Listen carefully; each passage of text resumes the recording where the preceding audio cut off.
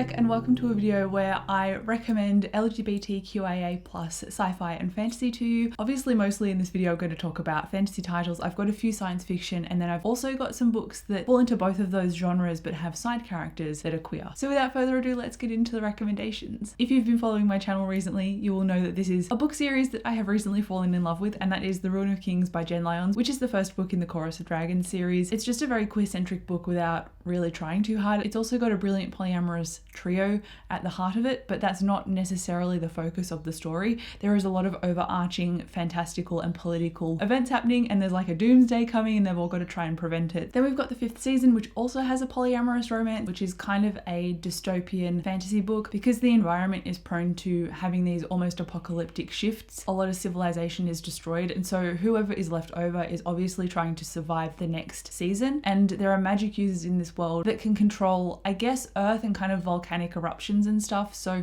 they are almost ostracized and seen as the other because people fear their power, but they are also necessary to making sure that humanity survives. Then we've got Black Sun by Rebecca Roanhorse, and this follows again a few different characters. One of them is Xiala, and she is the captain of a pirate ship. Then we've got other characters that are in the city of Tova, and there is an oncoming eclipse, which is really important to their religious leaders because this eclipse usually signifies a new kind of world order, I guess. And then there's another character that is part of a cult, and he is on his way to Tova to cause unrest in a political sense. And so it's about all these characters coming together. But Xiala is not straight. I believe she's bisexual, but it's never actually said, although it is very obvious on the page that she's not straight. So that is why this is on here too, because it's made very clear. Some of these books I've read recently, and some of them I've had quite a distance between reading them. So I will obviously link everything that's relevant down below, all the Goodreads links, and also any video reviews that I've done or reading vlogs that are relevant to any of the books here.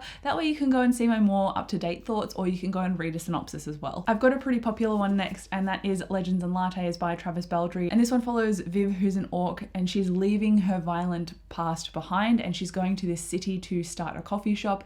Nobody in this city knows what coffee is, so she's really starting from, I mean, base level, but maybe below base level, because nobody has any understanding of what she's even trying to do, let alone what she's trying to sell. So she starts this almost found family of suppliers and starts to know people in the city and like build a reputation. And there is a bit of a sapphic romance in here, but it's very like subplot rather than the main focus. And the main focus is very much Viv's character growth, building this coffee shop and meeting all of these characters that form this kind of understanding and found family and this safe space. And then there is a sapphic romance in there as well. So this was beautiful and I would highly recommend. It is a cozy fantasy that a lot of people have been raving about, and there is good reason why. Another one I'm going to recommend is one of my absolute favorite books of all time, and that is Silver Under Nightfall. I have a separate spoiler-free review for this one because talking about the synopsis is so multifaceted that every time I try, I get confused. Essentially though, I'm going to give it a shot here now, and it's about Remy Prendergast. He is the son of the Duke of Valenbon, and he is also a vampire hunter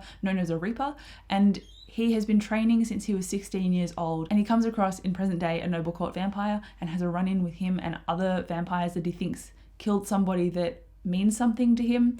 And then once he's back in the city, there is a gathering of these noble houses, and they are trying to, I guess, unite and form an alliance that is like a peace treaty, and so there's no more fighting between vampires and humans. But at the same time as all of this is happening, there is also a virus, and that virus is turning vampires into something more gruesome and terrifying, and it's called the Rot. It essentially turns them into like zombie vampires.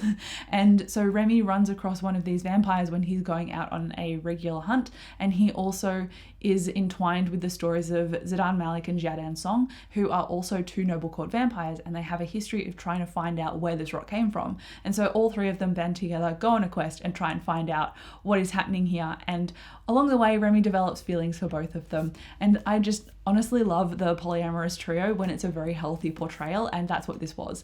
It was brilliant, it was political, it was gruesome, it was descriptive, and it was just funny as well. The dialogue was excellent, and all of these characters really balanced each other out. So I would definitely highly recommend this. It is absolutely one of my favorites of all time.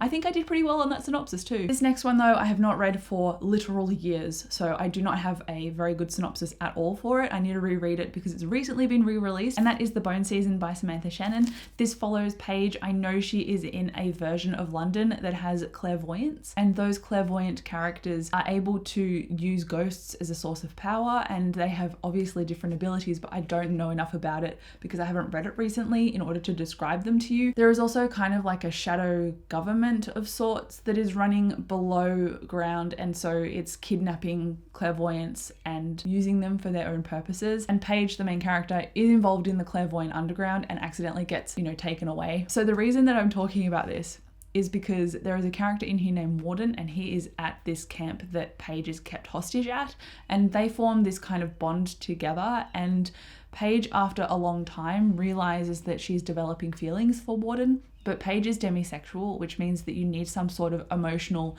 trust and bond first before you can form kind of sexual feelings for somebody, as a general kind of description. And the author didn't realize this is how she went about the world until after writing a few books in Paige's perspective, which is why I'm really interested to reread her new release, because I think she will latch onto those ideas and further develop them now that she's in her, mid to late 20s, whereas she wrote this when she was 19. So I have a lot more reading to do of this series and a lot more catching up because all of them are being re-released, but this series also has great side characters that are queer as well, so would recommend giving this series a try, especially now that it's getting its own kind of facelift. And then while we're talking about Samantha Shannon, it would be silly of me not to mention Priory of the Orange Tree. I know A Day of Fallen Night has recently come out, and that is also sapphic. I would say this is very much sapphic as well. It's a multiple perspective book about dragons and about characters and royalty. There is a princess that is just new to the throne, and there's another character who is part of this kind of old faction of magic users that is part of the Priory, and they are all women who want to push and support the royal crown and also maintain the balance of nature, I believe.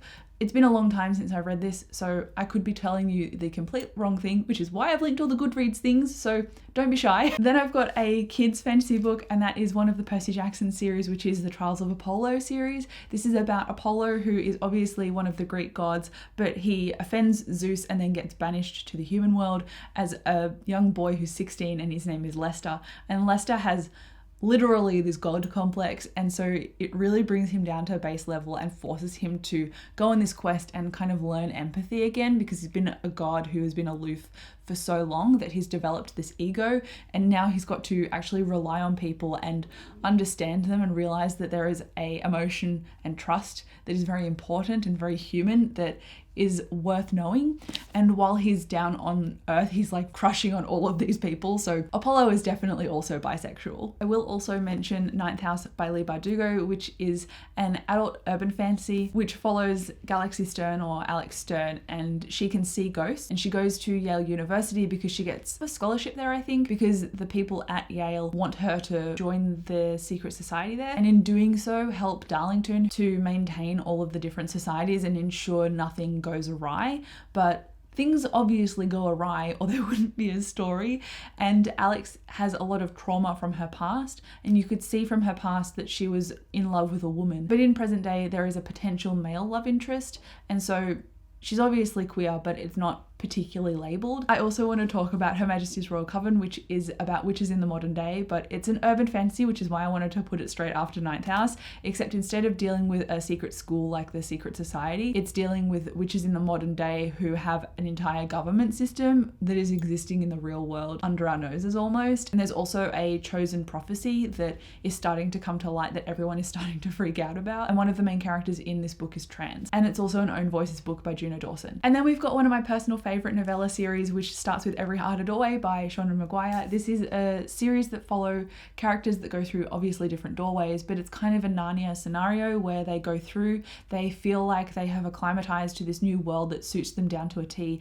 and then they accidentally go through a door, and then they come back to the real world and really struggle to assimilate. And there is again a school, a magical school, and the kids that have experienced these worlds go to this school because they can find characters like themselves. So it's very much found family, and the main character in this is asexual, and so we follow her finding friends and then going through doorways with them. Now I'm going to talk about the 3 different sci-fis I have on this list, and then after those I'm going to mention the side characters in fantasy. So first of all, I want to talk about The Long Way to a Small Angry Planet by Becky Chambers. Basically all of her books have queer found family vibes to them that is very soft and welcoming, but this one is the space opera one. So it's about a character named Rosemary who is trying to escape her past life, rebrands herself, gets a new identity chip, and then joins the Wayfarer. And the Wayfarer is led by Ashby, and Ashby, the captain, is organizing for them all to go on this opportunity of a lifetime, and that is to go on this really long journey to punch wormholes through space and then essentially make a pathway for everything else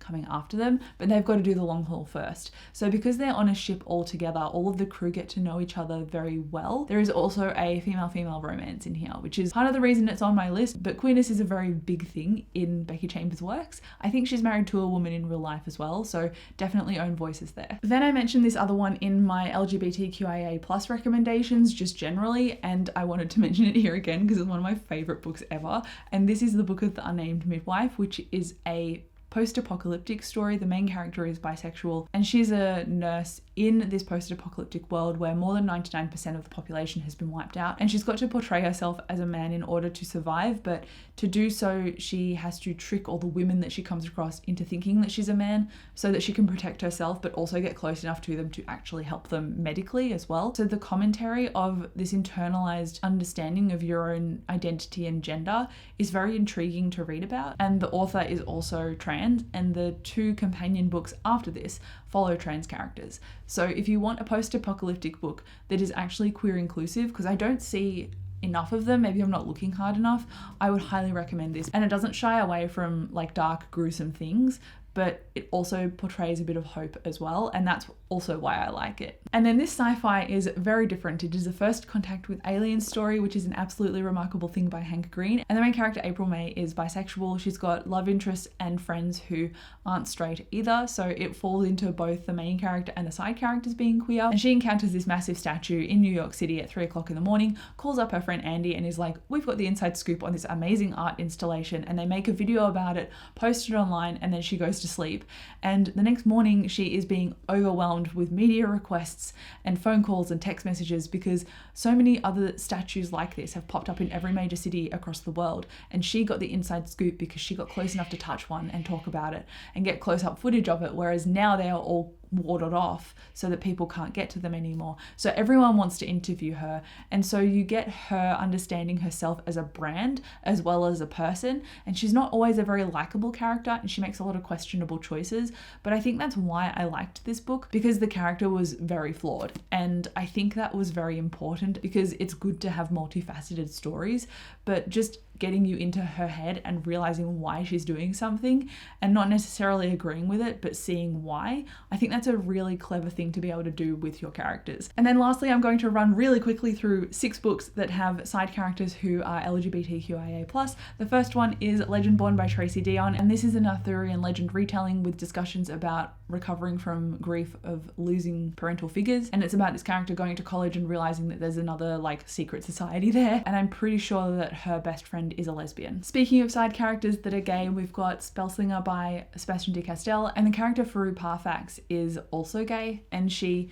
is the mentor figure to our main character Kellen, who is this wizard who's very down on his luck and very much bullied in a sense that he almost dies a lot. He's a very much underdog character, and I like how that, along with Faru's mentoring, forced him to confront things about himself and his identity. I think this was a very clever character study, but it also had great side characters and banter and humor. I really need to reread this one. Next, we have a wildly popular one, and that is Fourth Wing. One of the characters, Rhiannon, that we meet from the very beginning of the book is, I think, bisexual. It's never actually said, but it's made clear that she's very much not straight. I also have a separate review that is spoiler-free for this one if you wanted to actually hear more thoughts about it. More side characters that are bisexual are in A Darker Shade of Magic by V. Ishwab. It's very clear that Prince Rai and also a character that we find in the sequel are love interests. It also really confused me because I thought that like Helen Leela might also be bisexual, but that's actually never said. I don't know, I guess read into it however you want to. Then the final two, one of them is Nevermore by Jessica Townsend, which is another middle grade story. It had this beautiful,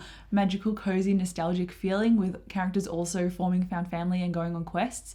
And I think because they're going to a magical school and they're quite young, their sexuality is not really discussed, but one of the teachers, I'm pretty sure, is also a lesbian. And it's just a nice inclusion to make the characters feel safe, and also that no matter what their identity is, they are always welcome to this school and with this teacher and with these like found family vibes. It's just so nice. And then lastly, we've got one of my favorite authors of all time, and I read this author a very long time ago and I'm only now just picking her up again, and that is Robin Hobb and her Farseer trilogy and also all of Fitz and Fool books. They're queer in terms of the Fool because he is a gender fluid character, and I think he's got a very deep love for Fitz that develops over a long period of time, but Fitz is very flawed and I don't think he ever sees it in the way that the Fool does, although he does love him deeply. This is a brilliant but very agonizing and not traumatic but just sad and very deeply emotional book that does have happy moments to it too, but it is so deeply characterized that it's just absolutely stunning. And there is another series in The Rain Wilds, which is I think a